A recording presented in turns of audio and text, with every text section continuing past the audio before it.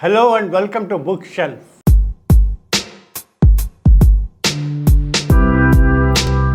Today I will tell you about some of the weird facts about books and anything relating to books.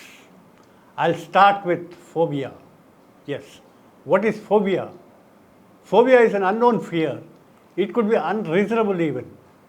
Someone fears stairs, most of them while stepping down. Do someone fear reading books? Well, you may or may not know, but there are such persons and there is a term to describe them. And the term is bibliophobia. Yes, it's called bibliophobia or bibliophobia.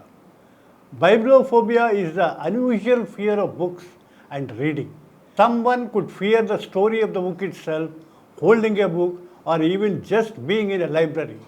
Now, there is also the opposite of bibliophobia. It is abibliophobia. This actually means the complete opposite. This is an uncommon fear of running out of things to read. Suppose you have completed reading all the books in your shelf, or you are reading the last page in the book, then the fear starts. But in these days of internet, Kindle edition, audiobooks, and library of forgotten books opening up in the Google search engine, you may not have such a person, or there need not be any such fear. Okay, leave it there. Now, the next, do you know what is the costliest book and who owns it? Here is a disclaimer. This information is collected from a printed source. Now, coming back to the costliest book. In 1994, Bill Gates bought Codex Leicester by Leonardo da Vinci for $30.8 million, making it the most expensive book ever purchased. The book originally purchased in 1700s by the Earl of Leicester. It was then sold to an art collector in 1980 before Bill Gates bought it. Bill Gates is a big fan of Da Vinci. Even though in the age of free Wikipedia entries and YouTube videos, it's easier than ever to satisfy your curiosity. It's ironic that we can be reminded about the wonders of modern life by a man who lived 500 years ago. This is what Bill Gates said. After buying the book, each page was scanned to create a digital version of the book, and that can now be viewed online. Wanting to display the book for everyone to see, codex wallpapers and screensavers were even made part of Windows 98 and Windows ME, of course. Now I'll tell you a story. This story could be some decades back. Okay. At that time, community library was an essential part of society. People borrow books from library and return by due date, or else there would be a fine, and it keeps going on up and up. This is the story of a library fine and the highest fine ever paid, which is recorded. Emily Conlon Sims, she holds the Guinness World Record for the largest book fine ever paid.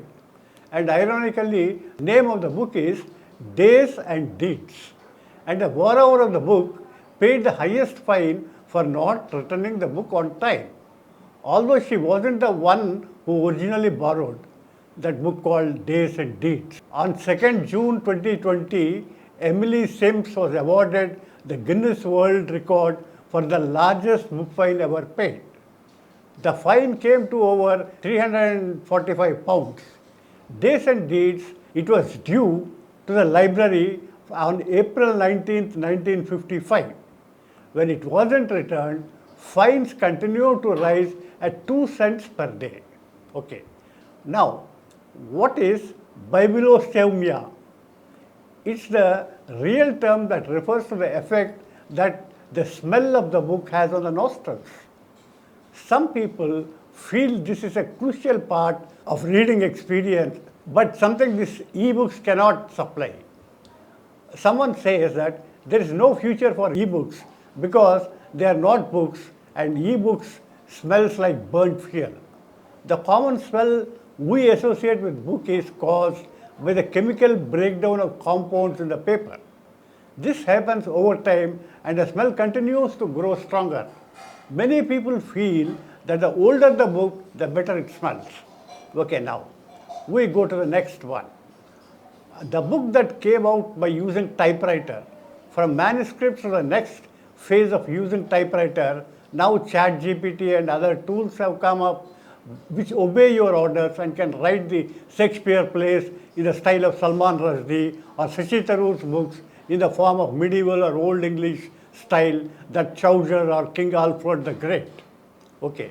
Now, the first book typed, historians agree that Mark Twain's Life on Mississippi, 1882, was the first typewritten manuscript sent to a publisher.